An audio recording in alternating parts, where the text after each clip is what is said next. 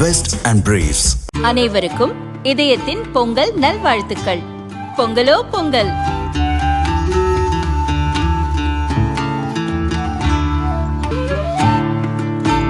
அனைவருக்கும் இதயம் மந்த்ராவின் பொங்கல் தின நல்வாழ்த்துக்கள்.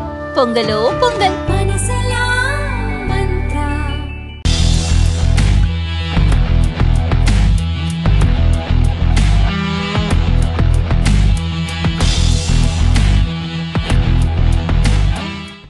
உலக பொருளாதார வளர்ச்சியில் இந்தியா முக்கிய பங்காற்றுகிறது என IMF எனப்படும் சர்வதேச நாணய நிதியம் தெரிவித்துள்ளது.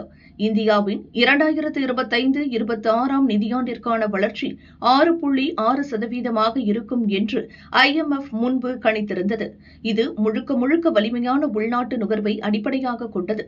இந்தியாவின் 3ஆம் காலாண்டு வளர்ச்சி எதிர்பார்த்ததை விட அதிகமாக இருப்பதால் வரும் நாட்களில் இந்தியாவின் வளர்ச்சி குறித்த கணிப்பை IMF அதிகரிக்க வாய்ப்புள்ளது.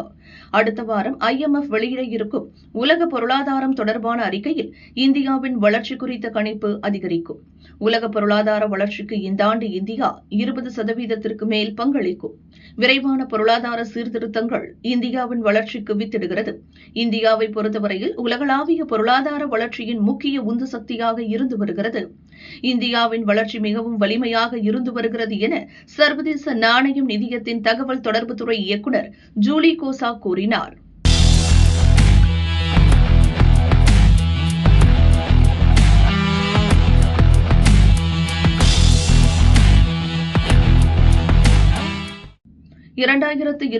இல் இந்தியாவிலிருந்து ஏற்றுமதி செய்யப்பட்ட வாகனங்களின் எண்ணிக்கை 24% அதிகரித்துள்ளது என இந்திய வாகன தயாரிப்பாளர்கள் சங்கமான படா தெரிவித்துள்ளது.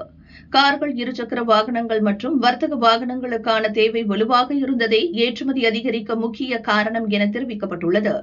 மத்திய கிழக்கு, ஆப்பிரிக்கா மற்றும் லத்தீன் அமெரிக்கா ஆகிய நாடுகளில் இந்திய வாகனங்களுக்கான தேவை நிலையாக உள்ளது என கூறப்பட்டுள்ளது.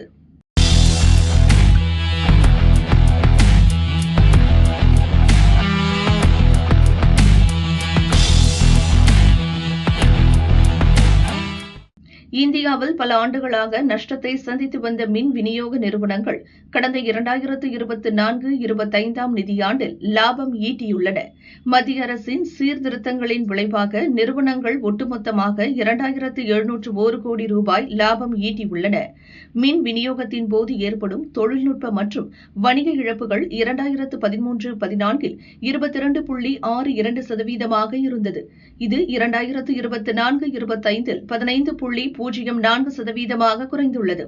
கடந்த 2022 கிட்டத்தட்ட 1.40 லட்சம் கோடி ரூபாயாக இருந்த நிலுவை நடப்பாண்டு ஜனவரியில் 4927 கோடி ரூபாயாக குறைந்துள்ளது.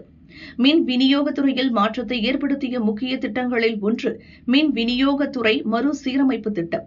இந்த திட்டத்தின் கீழ் மேற்கொள்ளப்பட்ட உள்கட்டமைப்பு நவீனமயமாக்கம் மற்றும் விரைவான ஸ்மார்ட் மீட்டரிங் தொழில்நுட்பங்கள் மின்துறையின் நிதி நிலைத்தன்மையை மேம்படுத்தியுள்ளது.